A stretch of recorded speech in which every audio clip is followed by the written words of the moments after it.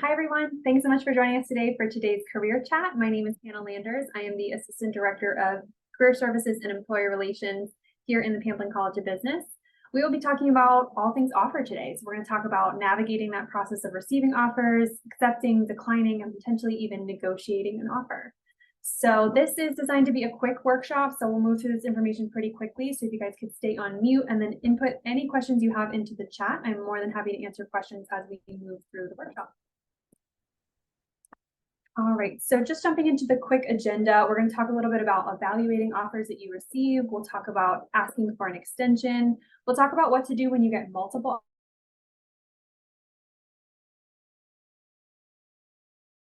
accepting an offer.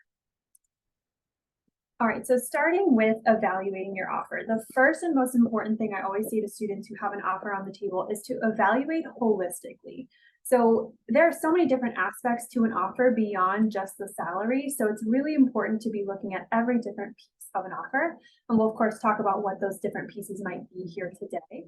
But you also need to kind of consider your own personal priorities. So each person is going to evaluate a job offer differently than the next, because you might prioritize your PTO or your paid time off over salary, or the work-life balance might be important to you. So there's lots of different ways that you can evaluate a job offer. It's important to kind of consider what you think is most important when you're looking at the different aspects of an offer. And when doing that, you might have questions. So your recruiter is really there to answer all questions that you have about your job offer. When you sign a job offer, this is going to be, signing a document. So it's really important that you understand what you're agreeing to. Make sure that you're asking your recruiter any and all questions. Set up a phone call, send them a couple emails. Make sure that you are getting all of your questions answered and have all the information available to you before signing.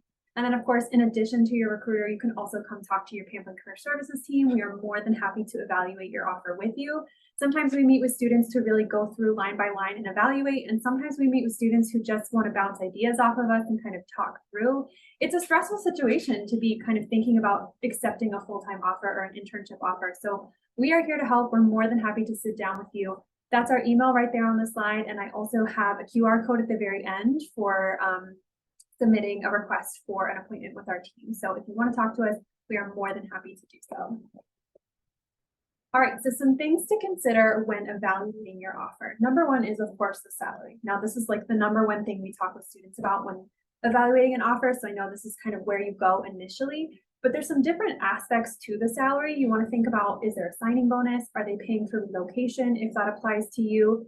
Are there yearly bonuses? Is that part of the pay structure? And then sometimes a salary might be commission plus base. It might be only commission. It might be, an annual salary only. You want to make sure you kind of understand that structure and how that's going to look for you and your take-home pay.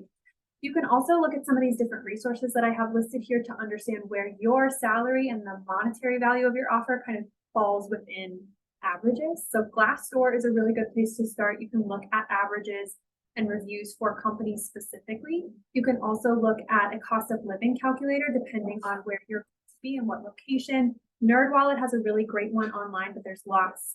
You can kind of Google a cost of living calculator, and that's a really good place to start. And then Pamplin also collects data from graduated students to see what the salaries are looking like. So you can see averages for the different majors within Pamplin as well.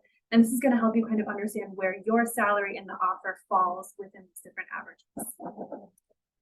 All right, so health benefits is another really important aspect of your offer. Of course, you want to look and see what is covered, what's important to you, what is covered, how much does that cost. But you also might want to look at the different perks and different aspects of your health benefits. So for example, some companies will offer a health savings account or an HSA. This is where you can put money in for medical expenses and withdraw it tax-free. So this is a really great perk that some companies might offer. Other companies might offer cash back for different health assessments or programs like getting steps or taking a health evaluation or things like that. So thinking through all those things and how that might affect your spending on health and how that would factor into health benefits and the cost overall. So your leave is another important part. So your annual or your paid time off or PTO will be kind of your vacation time. So you can look and see kind of what that looks like. Some companies will have separate sick leave where you take separate from your vacation time, and others will lump it all together. There's different averages as far as where you are location-wise. Of course, again, if you have questions, come talk to us, but I don't want to throw out numbers because it does vary so widely by industry and location.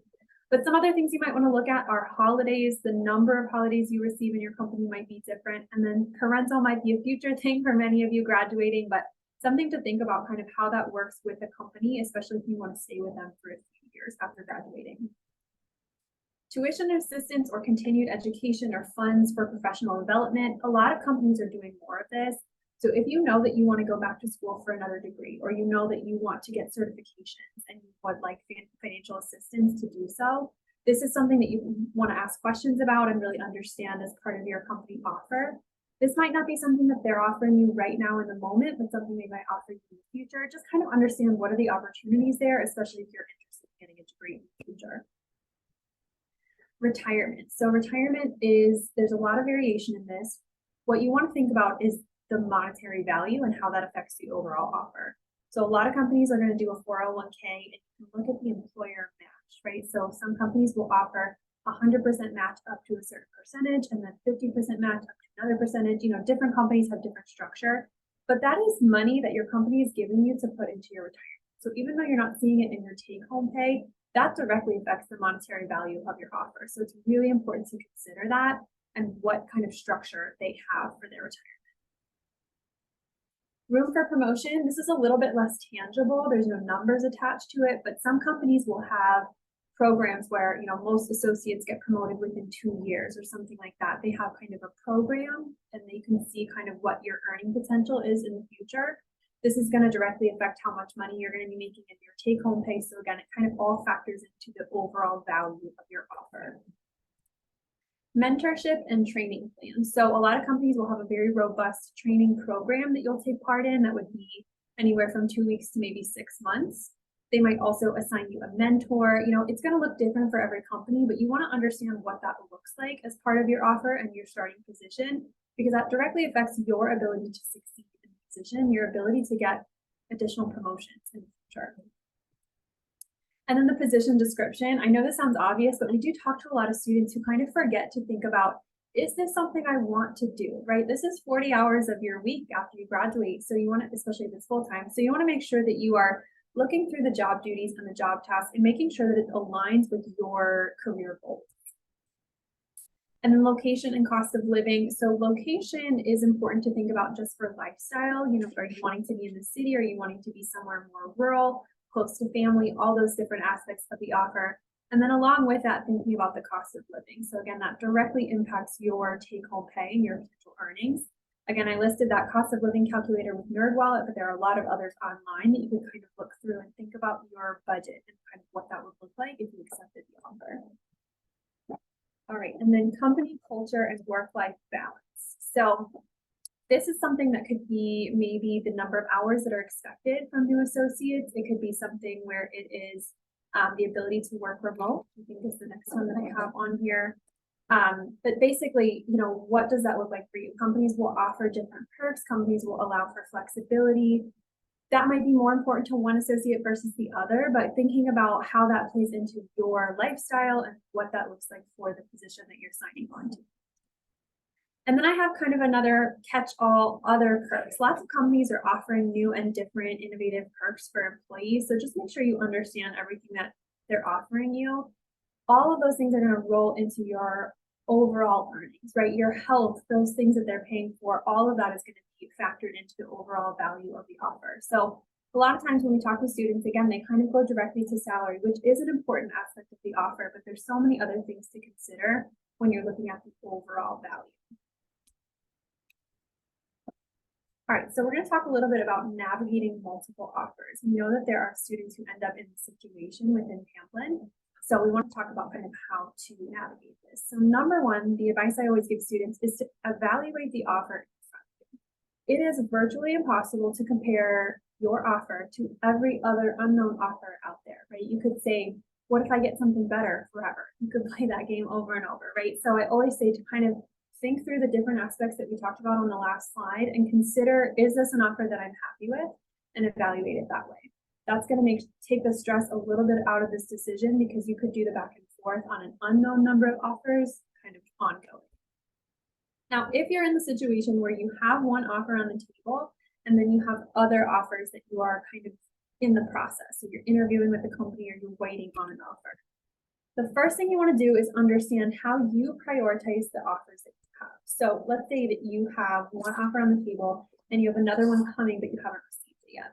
If you know for a fact, if you take some time to evaluate the offer that you have and you know that that's your preferred offer, that's your dream job, it is perfectly okay to just go ahead and accept and kind of take the stress out.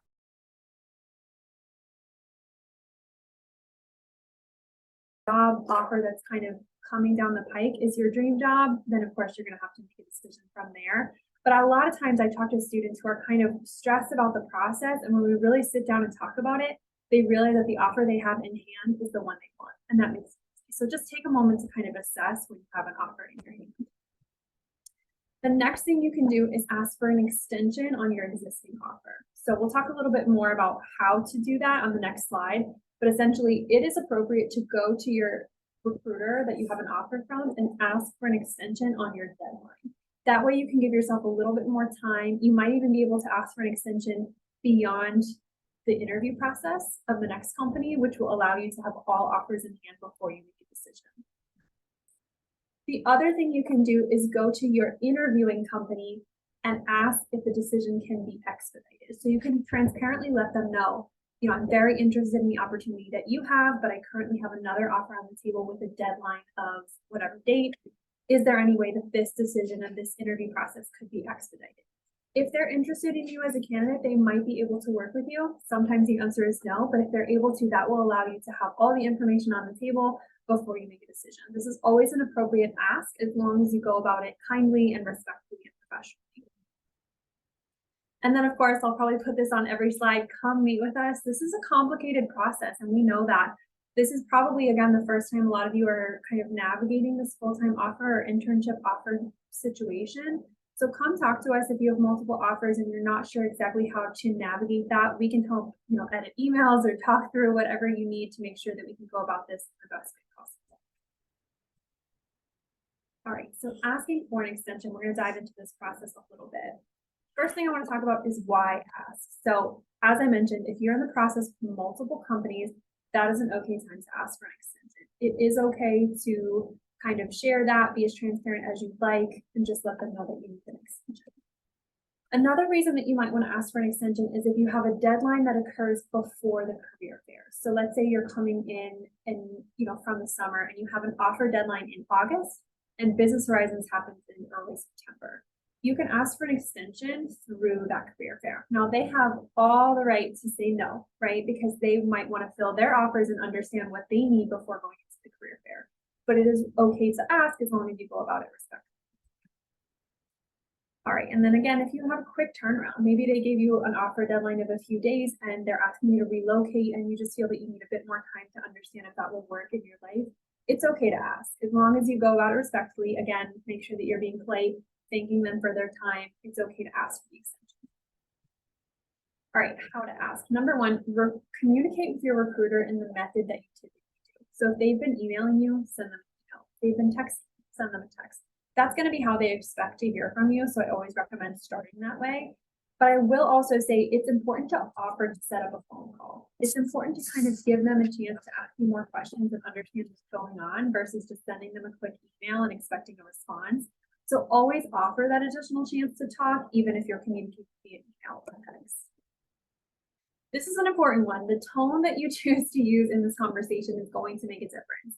You're asking for something, you're not demanding something. The recruiter does have every right in this situation to say no. So it's important that you go into this very politely and asking for an extension versus demanding something and telling them what you need.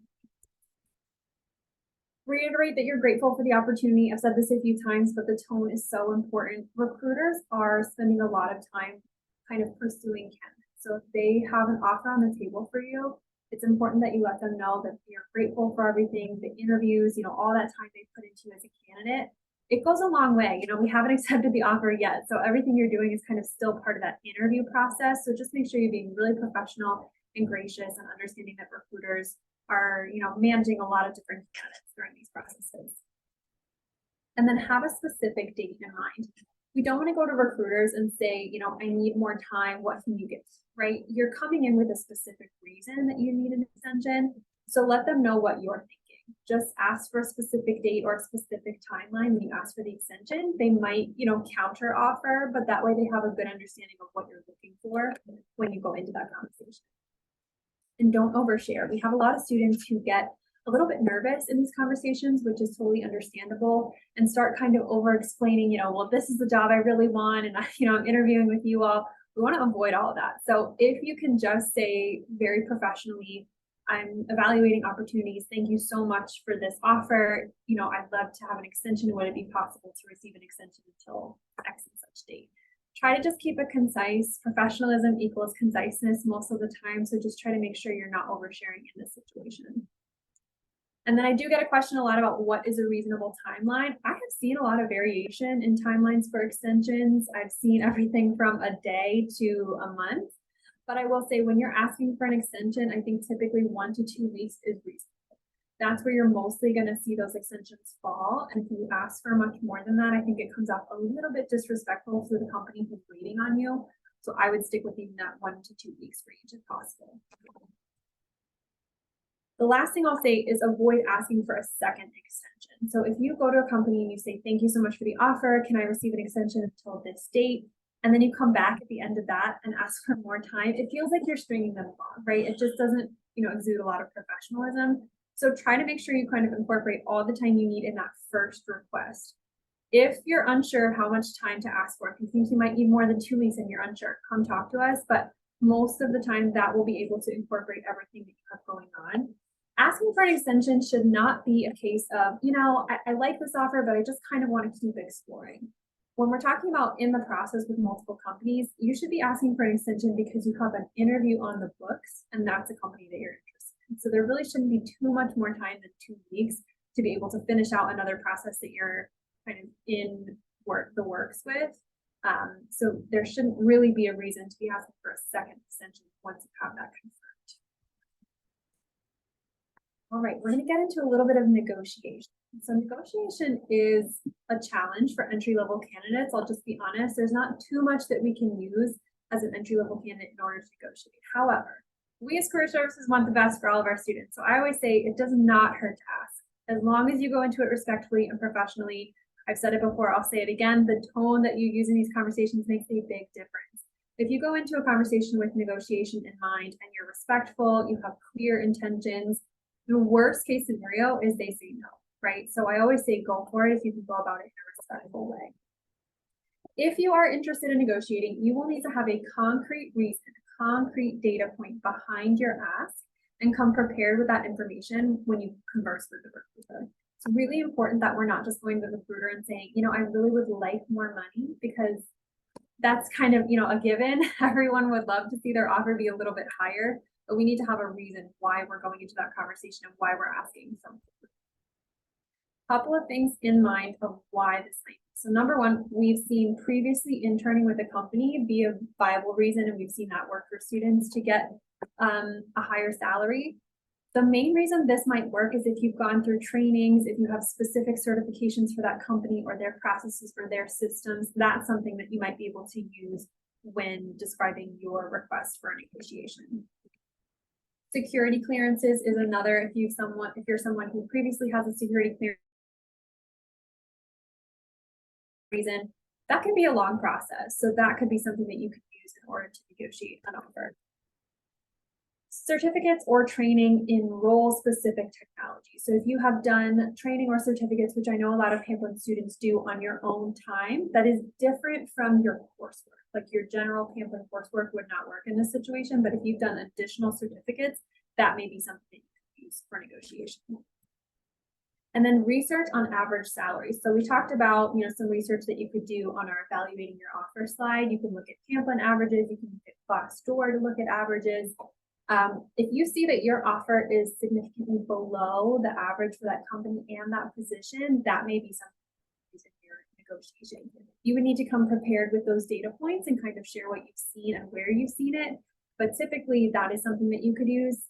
I will say be careful as far as looking at averages, because it's not just like your major in this specific area. It's going to be that specific position in the specific location. You know, there's a lot of variations as far as what you might be doing in different job roles. So making sure that you kind of have that data accurate. And once again, if you're not sure, come talk to us. We can kind of verify before you bring that to them. All right, I've said this before, but the answer might be no, you know, and that's okay. If you go into the conversation and it's polite and respectful and the answer is no, no harm done. That's totally fine. But it's just best to kind of understand that that might be the answer, especially with entry level. But if it does work, that's really exciting and it's definitely worth an ask. And then I've mentioned this several times already, but here's our email again. If you have questions, please don't hesitate to reach out about negotiation. All right, so having a specific salary range and ask in mind. This is really important because, again, we don't want to just say in general, I'd like more money. We want to have a specific, here's the data point, why I'm looking for more, and here's what I'm looking for. Now, something to keep in mind is earlier in your interview process, you may have been asked, what is your required salary range? You may have put it in your initial job application. It's really important that you are not now backtracking on previous ranges that you've given them. So that's why it's so important to go into the interview process with all that information.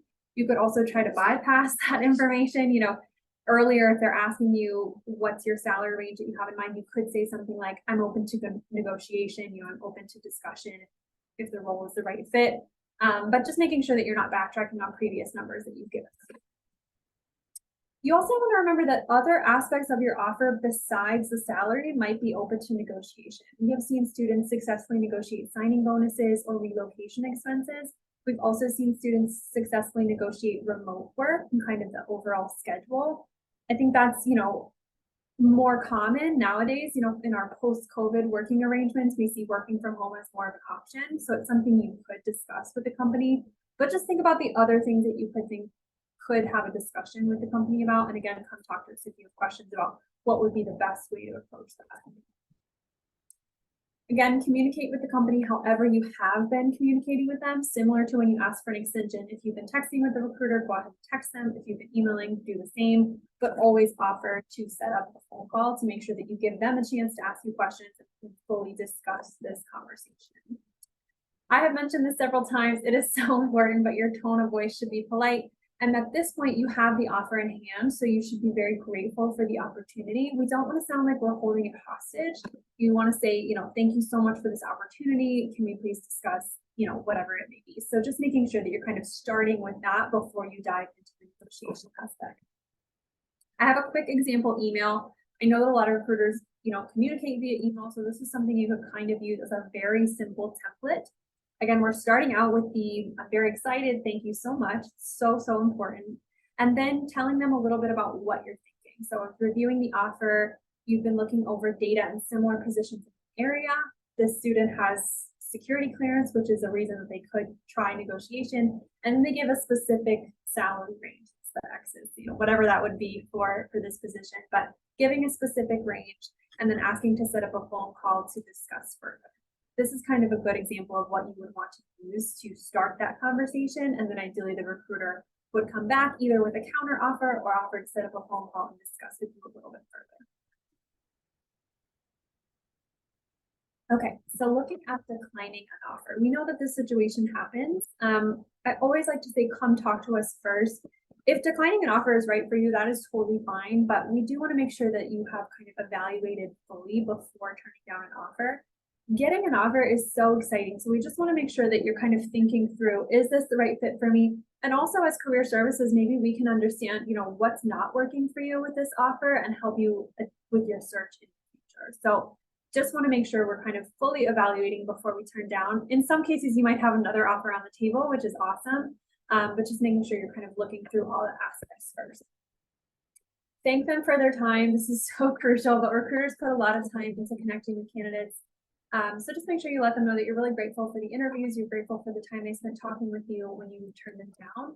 We don't want to burn any bridges. And those conversations, thanking them for their time, those little things really go a very long way. These are people that are potentially working in your industry, right? I assume they would be a similar position to the one that you ultimately end up accepting. So keeping good relations with those people is going to be really, really important and could help you in the future. So even if you're not accepting their offer, thank them for their time, maybe even connect on LinkedIn. And just make sure you have a good reputation with those folks. And then lastly, accepting an offer. So accepting an offer is so exciting. The first thing I want to say is to honor an accepted job offer. Once you have signed that job offer, it is very important that you cease all other job search efforts, all other interviews, and you honor the offer that you have accepted. That is why we say make sure that you're very certain before you accept the campus recruiting, especially in these different business industries that are so closely aligned. It's super important that we don't do anything that'll burn a bridge. So just make sure you are really 100% certain, and then when you accept that job offer, that you honor that signed contract. And then of course, evaluate before accepting. Again, I've said it a million times, but carefully read over that paperwork. There is a lot of different aspects of your job offer. You want to make sure that you fully understand what you're agreeing to before you sign the offer. Again, we don't want to get in a situation where we sign the offer and then you're saying, oh, I didn't realize, or oh, I wasn't sure about that, because that's not really going to display professionalism right off the bat with your new company. So look through everything, ask all the questions you need, and then be 100% ready to accept the offer. And then finally, celebrate. This is so exciting when we see our students accept offers. Our Pamplin students have a really high placement rate. So we see a lot of really awesome accepted offers. We are here to help. So if you guys have any questions at all in accepting the offer, in what kinds of positions you should be applying to, please come talk to us. And with that, I will kind of go to our last slide here. I know we have some questions in the chat, so I'll get to those. But I first just want to say quickly, we have a couple of different QR codes and links here. Requesting an appointment. If you have any questions, as I've mentioned many times throughout our presentation today, please come talk to our team. We're more than happy to talk about offers. If you're, again, unsure of where to apply, if you're kind of starting the process, and that's our email. And then I also have our student resources site. We have a couple of different resources on there for offers specifically, a couple of different worksheets. If you're trying to decide between offers, you can work through those. And then of course we have lots of resources just on resume, interview, anything you could need for your job search. And then finally, I have my direct contact information. If you attended today and you have any questions, please feel free to reach out directly to me. I'm happy to chat. I'm happy to meet, answer any questions